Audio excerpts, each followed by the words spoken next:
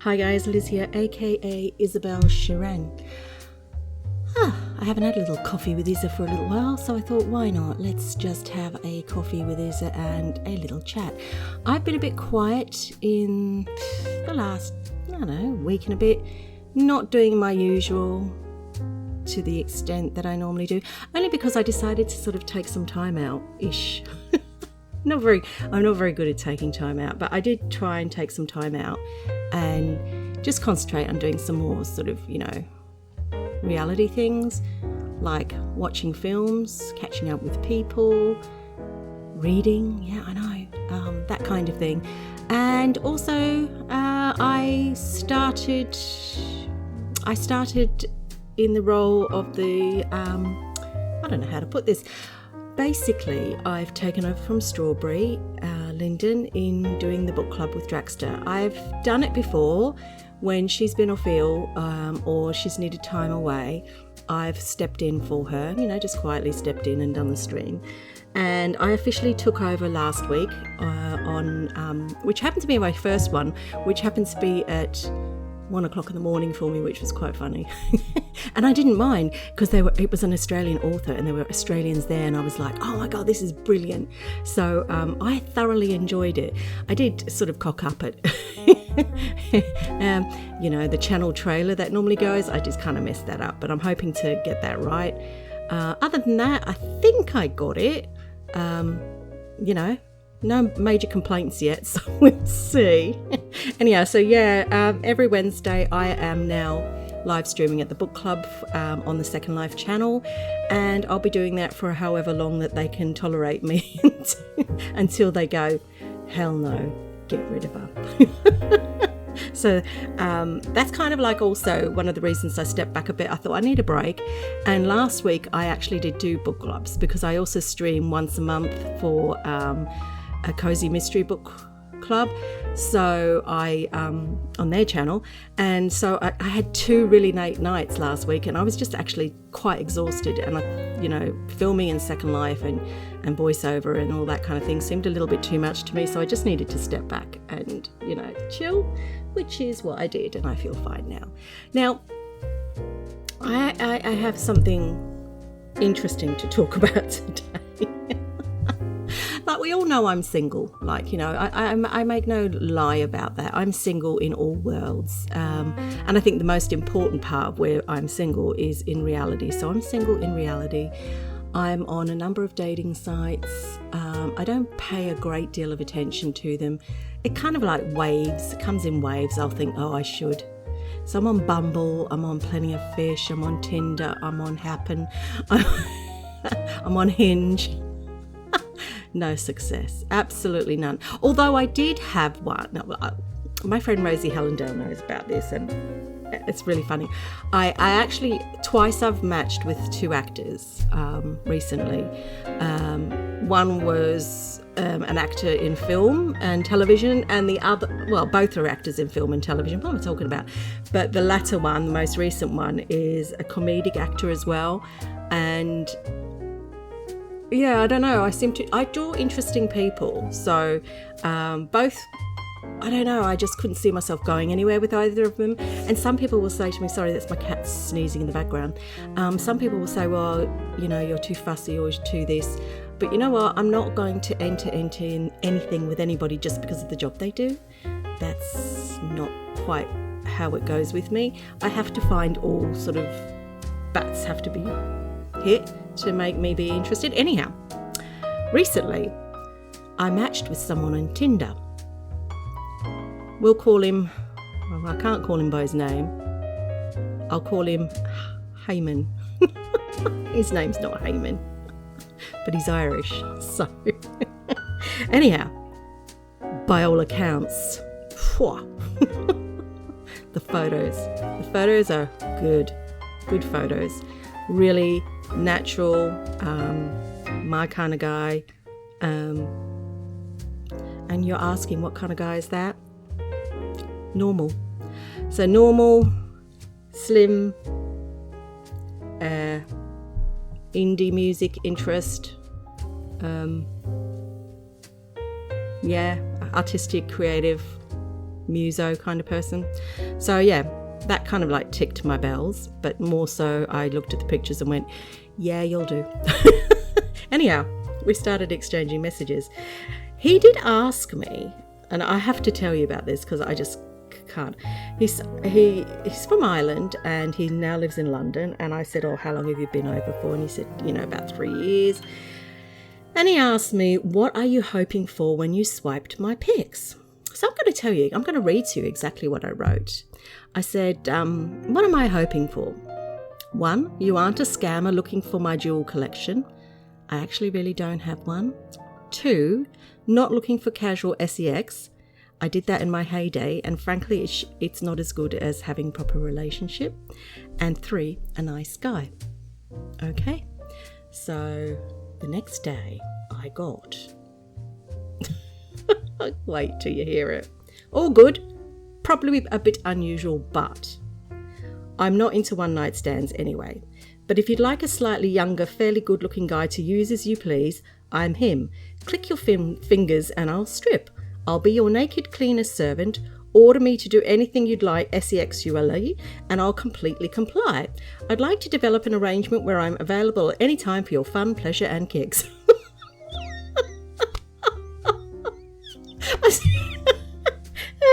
I'm like, well, what woman could refuse that? At this point, I'm like, nah, can't be real. So, and I don't know if you've heard me before, I have a habit of going backwards and forwards out of amusement with people because 9 times out of 10, it's a scam or a joke. So, so I said, well, true. Okay. He said, best to be honest. And I said, oh, true. So tell me, what is your relationship ideal? And he went, I don't understand. I said, is that what you want solely in a relationship? Someone to treat you like that? Is this some kind of submissive thing that you want to be? He said, regular meetings of this nature would be ideal. I suppose you could call my role in this proposal as a submissive. And I said, please explain what you specifically in this role want. No. He wants me to be in control, demanding, rude, judgmental, however mean I'd like. And I'm like, perfect. I couldn't help it. I said, like, perfect. Ideal man. I said, I get to take out my lifelong angst on you. I said, so how many women do you have? He said, absolutely 0. And I thought, and I said, I would have thought there would be a trail of women after you. And he went, not the case at all. So are you into my proposal or offer? I said, it sounds interesting, of course. So then he asked me, how tall are you? And I said, 5'6" or slightly under. Yourself.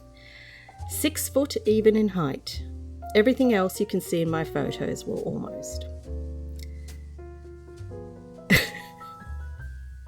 So then I went past.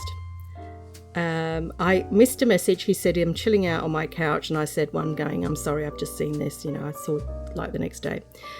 So today, and the reason I'm talking about this today, he says, so fancy inviting me over to audition for the role of personal servant. And I sent back, what's it worth? And he said, well, you're the boss, you set the rules. Now, here's me. I'm thinking this is a joke, okay? I'll be really honest. I think this is someone taking the mickey, and that's fine. I think a lot of people do that, but you can never be sure. So I've responded. So he says, you're the boss, you set the rules. I said, this is true, I am. Firstly, I'd say there are requirements that in the spirit of ensuring safety, etc., etc. 1, we have a conversation at a mutually convenient time to ascertain the authenticity of this situation. And 2, once ascertained, we discuss a date, as in a date, not a calendar moment, a date. I got back, sounds cool, let's arrange a call tomorrow. And then he said, also, this is the bit I can't get over, feel free to invite a friend or two for my audition, in inverted commas. Could be a good laugh for you, but also make you feel a little more secure if nervous. I said, okay, call back after 5 tomorrow and it's a deal. I'm absolutely gobsmacked, and I don't know whether this is a joke or not. So, yeah, my perils in dating life have never been easy. I have never ever personally come across a normal, in inverted commas, relationship ever in my whole relationship life. They have always been in varying degrees of interesting. And the only person that's ever been normal per se, if you want to call it normal, I don't know, that's probably not the right word, was my ex-husband. And so in my life, whenever I've been approached by men, it has always been with a twist. This is a twist I've never had. Only in the virtual world have I been pursued like this in the virtual world. And I had a go and I died laughing because, like, you know, my own little submissive ran away from me. I was that demanding because I was such a cow. And I'm like, right. To be honest, I can't see me being mean. I can't see me being rude. And I'm like, yeah. So people that are involved in this kind of thing, I'd like you to come back and let me know what you think, because it's an interesting path. And to be honest, I haven't said no. And I've said to my friend, I haven't said no because I find this person attractive. Now, am I prepared to do something that I've never done before? Hell yeah. But I won't be just having one friend round for the audition. I thought I might have a group of girlfriends round, and, you know, I think that would be his ultimate treat, really. Oh God, someone help me, please. I really don't know what to do in this situation because, to be honest, I'm finding this person attractive, and at the same time I'm thinking, what rabbit hole am I going to go down on this? And I'm like, so it'd be interesting to hear what your views are on this kind of thing. The interesting thing about it is he doesn't have a problem with someone being present. So, and to me, it's potentially still a joke. Okay, so for me, potentially, it is still a joke. And if it's not a joke, well, hey, I'm going to get him round to do all my housework. My flat needs painting. The bathroom actually could do with new sealant and some new tiles. And I have thought that my balcony does need one of those jet cleans. He's the guy. He is the guy. I can see this working very well. Anyhow, enough of that. I'm just like, oh God.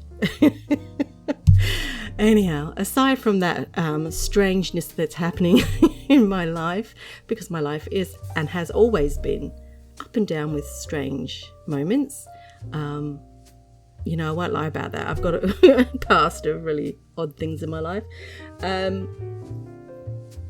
How are you doing? You know, how are you doing?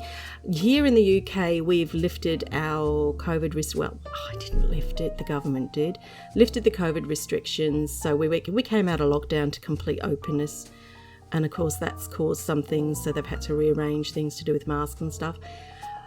They've brought in vaccine passports for nightclubs and things like that. And I'm like, to me, I personally think, yeah, if people want freedom, then here's your freedom, but you do have to buy into these things. If you don't want freedom, well, you don't have to go there. Yeah.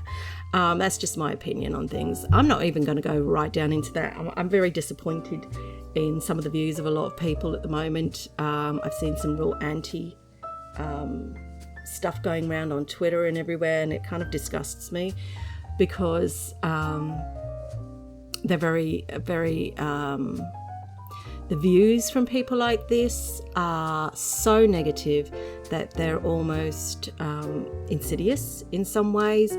They're inflammatory, and threatening violence to people because they do believe in being careful. I find it so strange. A bus driver here got beaten up for asking someone to put their mask on during the lockdown. I mean, is that right? That's absolutely mental. That kind of behaviour can't go on. You know, I just find everyone has a right to their view, because I wouldn't say that they haven't. Everyone has a right to their view, and everyone has a right to their view on their bodies and what they do with their bodies. But you know what? Don't inflict it upon other people if you don't agree. Just walk away. That's how I see it. However, in society, because, you know, to be safe, there are rules coming into place, and don't be an idiot. So I say, don't be an idiot. You don't have to have it, but remember, if you don't have it, there are things you can't do, and we're seeing them here. So so I'm not going to dwell on that anymore, because otherwise I might incite someone to get upset, and, you know, and really, as I said before, this is to each his own. But if you make a decision on it, then you have to be prepared with the consequences of that decision either way. You know, I took my consequences, which was I had a reaction. It wasn't a great reaction when I first had the AstraZeneca one, the first one. I had a terrible reaction with my diabetes, but not everyone has the same reaction. So there is that. You know, some people have, you know, passed on because of it. Some people have developed problems, but the majority haven't. So I guess, like anything that comes into play, you know, you take that risk, and you also take a major risk when you don't do it. So whatever. So I'll just leave it at that.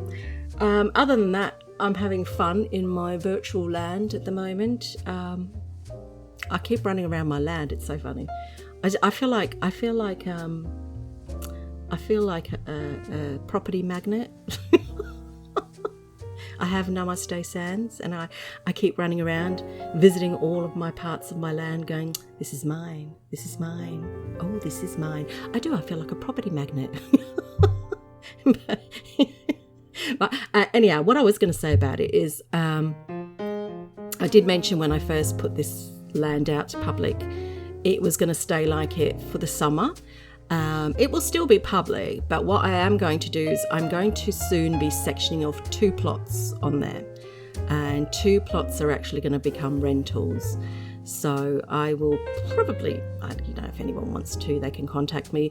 It won't be till August, so ready for September, but I am going to section off 2 bits that I'm going to make private, so that just like me, you know, it's a home to someone, and then the rest of it will be the middle of the groundwork will remain public, and 2 little sections will be rentals. And I'm a good sim restarter, and I love that button, restart. How many seconds do you want it for? 1. Yeah, I know. I like the God power. It's quite addictive, really. I've never had that power before. It's just like, and then I keep changing the wind lights. I'm like, I fancy this today. But I change it on my section. I don't change it on the main. I'm not on the main. I leave it as it is, because I think it's quite a nice one for a beach. But yeah, I just love the feeling of God. Anyhow, that's all I had to talk to you about today. I just feel like a natter, and as you can see, I'm sitting here. The outfit I'm wearing will be detailed underneath this video. Of course, it comes from an event, and I will say to you that this is my porch. There you go. Anyhow, I will see you soon. Bye-bye.